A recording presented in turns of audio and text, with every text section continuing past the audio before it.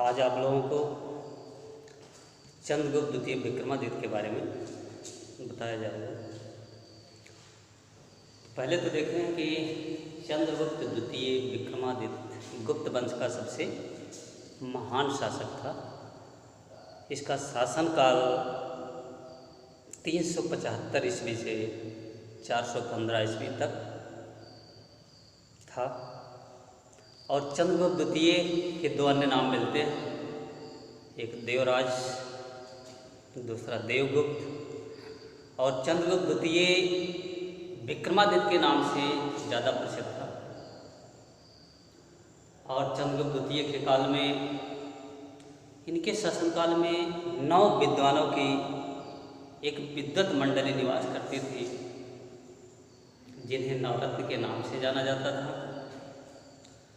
इन नवरत्नों में कालिदास, धन्वंतरी, वारामिहिर, अमर सिंह, छापड़क, संग, बेताल भट्ट, घटकपर, वर्रज जैसे विद्वान थे, जिनमें कालिदास को भारत का शेक्सपियर के नाम से जाना जाता है।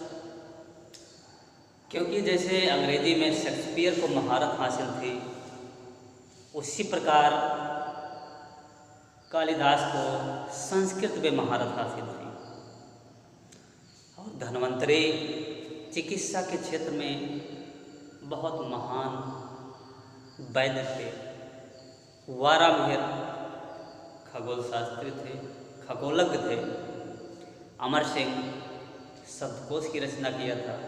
इसी तरह ये 9 विद्वान अपने अपने क्षेत्र में विशेष प्रसिद्धि हासिल किया था।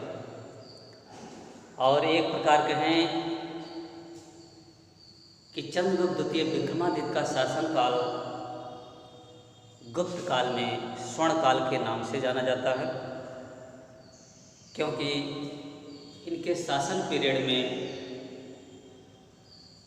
राजनैतिक, सामाजिक, आर्थिक, वैज्ञानिक हर क्षेत्र में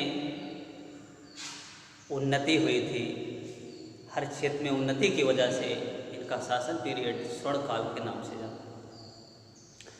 इसके अलावा इनके शासनकाल में एक चीनी यात्री फाहियान भारत भ्रमण के लिए आया हुआ था। और उस समय अर्थात तत्कालीन सामाजिक, आर्थिक सभी व्यवस्थाओं के बारे में इन्होंने उल्लेख किया।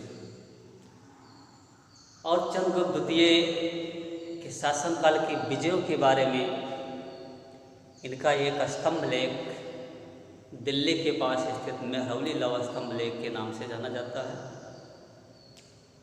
जिनमें इनका नाम चंद्र के नाम से उल्लेख है।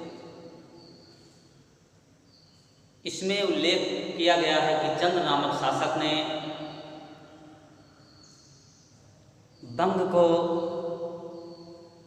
जीत करके, बंग और सिंध को जीत करके बाह्लिकों को पराजित किया था।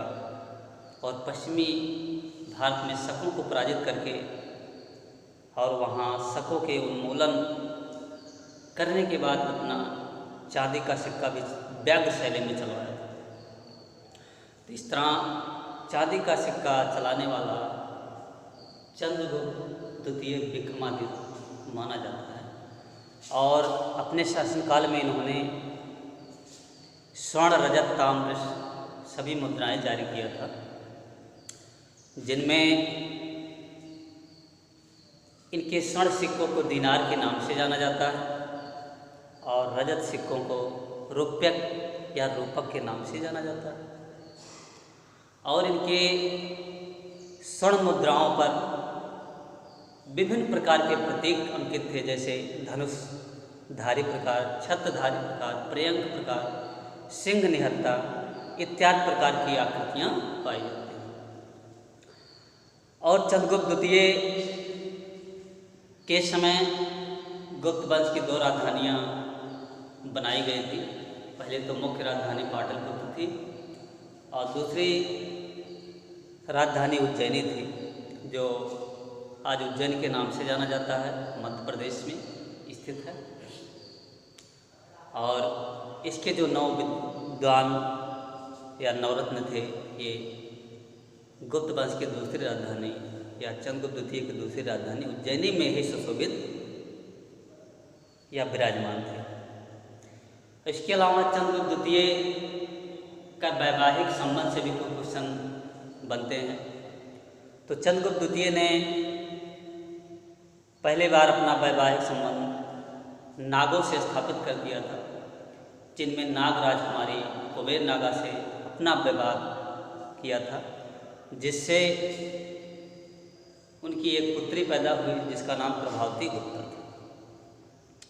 और दूसरा वैवाहिक संबंध वाकाटकों से किया था। वाकाटक नरेश रुद्रसेन द्वितीय से अपनी पुत्री प्रभावती गुप्ता का वैवाहिक संबंध स्थापित किया।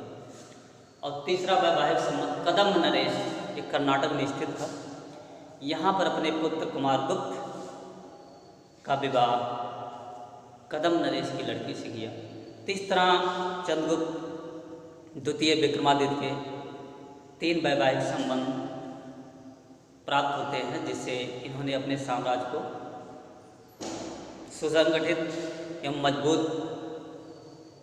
मजबूती प्रदान करने का कार्य किया। और चंद्रगुप्त द्वितीय गुप्त वंश का सबसे महान प्रकर्मी न्यायप्रिय शासक के रूप में जाना जाता है। चंद्रगुप्त द्वितीय की माता का नाम दत्ता देवी और पिता का नाम समुद्रगुप्त, क्योंकि समुद्रगुप्त के बाद ही इनका राज्यारोहण हुआ, अर्थात समुद्रगुप्त के बाद चंद्रगुप्त द्वितीय गुप्त वंश का शासक हुआ। तो इस तरह चंद्रगुप्त द्वितीय विक्रमादित्य के शासनकाल की प्रमुख घटनाएं हैं। भारत में फाहियान का आना, जो एक चीनी यात्री था, और इनके दरबार में 9 विद्वत लोगों की मंडली, जिसे नवरत्न के नाम से जाना जाता है, जिसमें कालिदास, धन्वंतरी, अमर सिंह, ये सब अग्रणी व्यक्ति थे। और दिल्ली में स्थित मेहरौली लौह स्तंभ लेख से इनकी विजयों की जानकारी। दूसरे, इन्होंने पश्चिम भारत से, उसमें सख्त भारत में थे जो विदेशी जातियाँ थी, इनको पराजित करके और मिलित करके वहाँ पर अपने शासन का विस्तार किया। इस तरह गुप्त वंश में चंद्रगुप्त द्वितीय विक्रमादित्य का शासन विस्तार काफ़ी सुदृढ़, पूरब से पश्चिम, उत्तर से दक्षिण, काफ़ी लंबा चौड़ा। और इनके बाद अगला गुप्त वंश का शासक इन्हीं का पुत्र कुमारगुप्त शासक बनता है। और कुमारगुप्त का शासनकाल 14 से 15 था। 14 से 15 से 455 तक है।